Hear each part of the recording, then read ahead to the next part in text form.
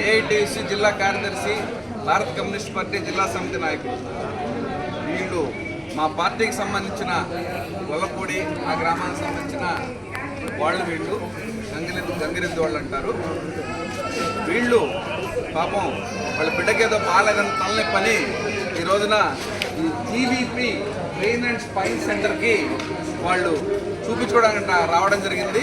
అక్కడ doctor G Venkateswara Prasanna MS MCh neuro అనే doctor తలలో ఒక నీటి గడ్డ ఉంది, ఆపరేషన్ చేయాలని చెప్పారు. ఆ ఆపరేషన్ కూడా ఆరోగ్యశ్రీలో వస్తుంది. అయినా కూడా దాన్ని 1.5 లక్షల ప్యాకేజ్ మాట్లాడుకొని వాళ్ళు ఇక్కడ ఆపరేషన్కి అడ్మిట్ చేసుకున్నారు. ఆపరేషన్ చేసిన తర్వాత వీళ్ళకి న్యూరో సర్జరీలు చేసే అంత వసతులు ఉన్న హాస్పిటల్ కాదు ఇది. దీనికి పర్మిషన్స్ కూడా ఆ స్థాయిలో లేవు. న్యూరో సర్జరీ చేసిన తర్వాత న్యూరో ఇంటెన్సివ్ కేర్ యూనిట్ అని ఉండాలి. ఆ న్యూరో ఇంటెన్సివ్ కేర్ యూనిట్లో కూడా ఒక సిస్టమేటిక్గా లేకపోవడం వల్లే పోస్ట్ ఆఫ్లో వచ్చిన కాంప్లికేషన్స్కి ఈ రోజున పాల్పోయిన సీను అలియా శ్రీనివాస్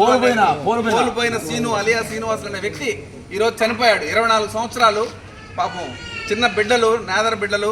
ఇప్పుడు కడుపుతో ఉంది వాళ్ళ భార్య. ఈరోజు అతని జీవితం చాలించిపోయింది.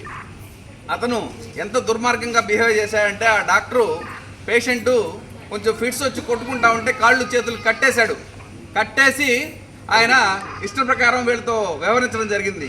ఇంత దౌర్భాగ్యంగా పరిస్థితి ఈ రోజున ఇలా ఉంటే జిల్లా వైద్య వ్యవస్థ కానీ యంత్రాంగం కానీ వీళ్ళందరూ ఏం చేస్తున్నారు, ఏం చూస్తున్నారు, జిల్లా కలెక్టర్ గారు ఏం చేస్తున్నారు, వీళ్ళందరూ అసలు ఉద్యోగాలు చేస్తున్నారా లేదా, పైపెచ్చు ఈరోజు పోలీస్ డిపార్ట్మెంట్ అందరినీ కూడా ఇక్కడ తీసుకొచ్చి పెట్టి వీళ్ళని భయభ్రాంతులకు చేసే పరిస్థితి కూడా జరుగుతూ ఉంది.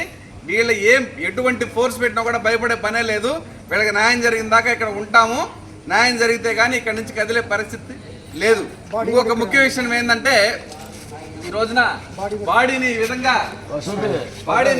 బయట పెట్టుకొని వాళ్ళు మాకు న్యాయం చేయమంటే పట్టించుకునే పరిస్థితి లేదు ఇక్కడ. అందుకని మేము వీళ్ళందరికీ ఒకటే చెప్తున్నాం, ఇలా విచ్చలవిడిగా వైద్యం చేస్తున్న డాక్టర్లందరి మీద కూడా చర్యలు తీసుకోవాలని, ఇటువంటి అమాయకులకి న్యాయం జరగాలని గవర్నమెంట్ చర్యలు తీసుకోవాలని కూడా కోరుకుంటూ, ఈ అర్ధరాత్రి 12 గంటల సమయంలో కూడా ఇంతమంది ఊరి జనం వచ్చి మా మద్దతుగా వీళ్ళందరూ నిలబడ్డారు. కనీసం ఇటువంటి ఆ చిన్న బిడ్డలను చూసి కూడా మనసు కరలేదు వాళ్ళకి. వాళ్ళు ఇంకా కార్పొరేట్ స్థాయిలోనే మాట్లాడుతున్నారు. ఇది మంచి పద్ధతి కాదు. దీని మీద అధికారులు స్పందించాలి, అలాగే రాజకీయ నాయకులు కూడా స్పందించాలి. వాళ్ళకి న్యాయం జరిగే వాడికి అందరూ తోడుగా ఉండాలని కోరుకుంటున్నాం.